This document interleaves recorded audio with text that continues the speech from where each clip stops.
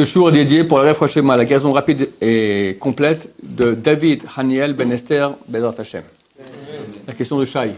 Est-ce qu'après Mashiach, il y a des gens qui vont mourir ou ils vont tous être sauvés, les élèves qui vont être sauvés? Regarde, c'est pas clair. C'est pas du tout simple de recevoir Mashiach.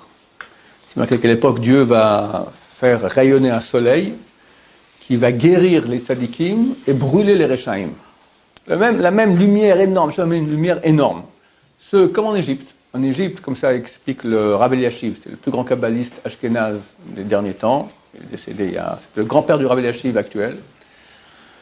Il a écrit comment il a fait la Makat Rocher, le fléau de l'obscurité en Égypte.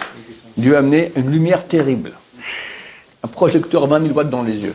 Ils ne voyaient plus rien. C'est marqué où le Bnei Israël, aux Juifs, il y avait de la lumière dans toute leur demeure. Comment il fait qu'il y ait obscurité et lumière à la fois?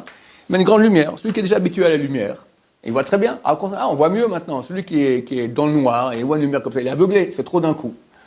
Donc, comment ça arrive, c'est la même chose. Il y a un dévoilement d'Hachem très grand. Celui qui a envie qu'Hachem se dévoile, qui attend qu'Hachem se dévoile, qui prie pour Mashiach, qui est proche d'Hachem, c'est le plus beau jour de sa vie. Le type qui était un ennemi d'Hachem, c'est l'archouma de l'archouma, c'est la honte de la honte. C'est marqué qu'il y aura les gens vont pas trouver les grottes suffisamment profondes pour aller se cacher là-bas. Alors, il faut savoir où on est. C'est pour ça que je dis aux gens de faire tchouva, parce qu'après, c'est un peu dommage. Maintenant, il y a un texte dans Zacharie qui dit que 2/3 de la terre vont disparaître. Le dernier tiers, Dieu va le prendre et va l'affiner comme on affine l'argent et l'or. Alors, 2/3 de la terre, c'est quoi? Il y en a qui disent la terre d'Israël, il y en a qui disent du monde entier. Qui a raison? On ne sait pas. Rabbi Shimon bar Shaul, il m'a dit, il y aura Gog Magog. Gog Magog, la Gemara, quand elle en parle, il y a 2 rabbins là-bas, dont un qui s'appelle Oula, d'accord, Oulala, et il dit, je ne veux pas être là-bas. Mais tu ne vas pas à Mashiach, je préfère ne pas voir Mashiach, je ne veux pas être là-bas à Gog Magog, tellement ça va être terrible. Rabbi Shimon bar Shaul, qui était un des plus grands de la génération, m'a dit que Gog Magog, il y aura.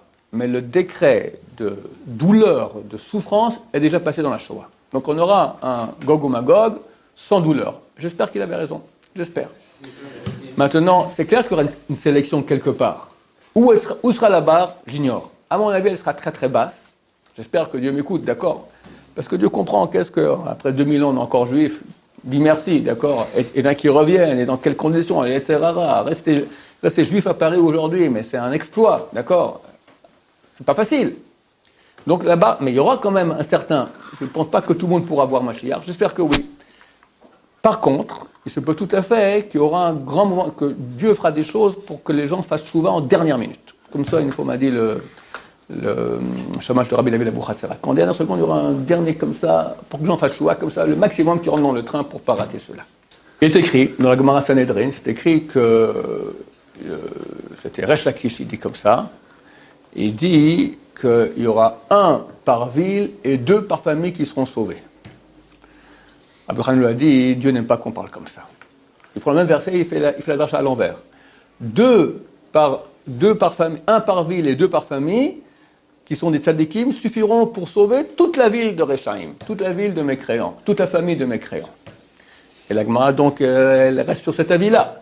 Et c'est clair, comme les 4 espèces du loulav à Sukkot, le hétrok et le tzadik, il vient et mechaper sur les autres, sur le myrte, sur la sole, qui n'a rien. Elle n'a ni du bon goût, ni une bonne odeur. C'est les mécréants.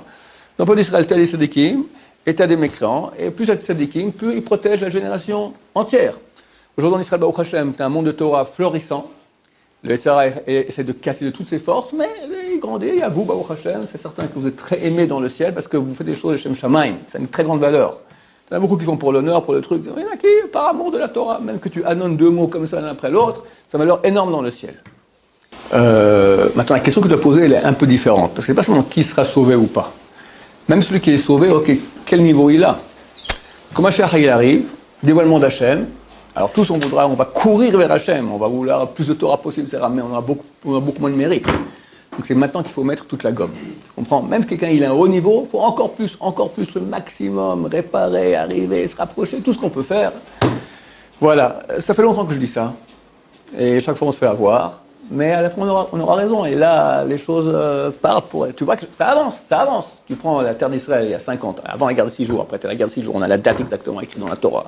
Après, tu as la première guerre du Golfe, maintenant la deuxième guerre du Golfe. Après, tu as comme la Syrie qui disparaît, l'Irak qui disparaît, la confrontation avec l'Iran, le monde de Tchouva, le monde agricole. C'est marqué que tu n'as pas le signe plus clair que la fin, que le monde agricole qui va... On est le seul pays au monde aujourd'hui où la verdure gagne du terrain sur le désert. Tout ça dit, ok, on y est. Alors combien de temps on y est. Au bout d'un moment, on peut plus dire on y est, il n'y a rien qui se passe. Hachem, il doit dire, allez, ok, je t'ai laissé maintenant 50 ans déjà qu'un mouvement de Tchouva, tu n'as pas fait de Tchouva. Dommage, mon cher ami. Alors, il reste encore quelques temps, je ne sais pas, 50 mois, 50 semaines, 50 jours, 50 heures, 50 minutes. 50 secondes. Bezrat Hashem. Baruch Adonai, l'olam amen v'amen.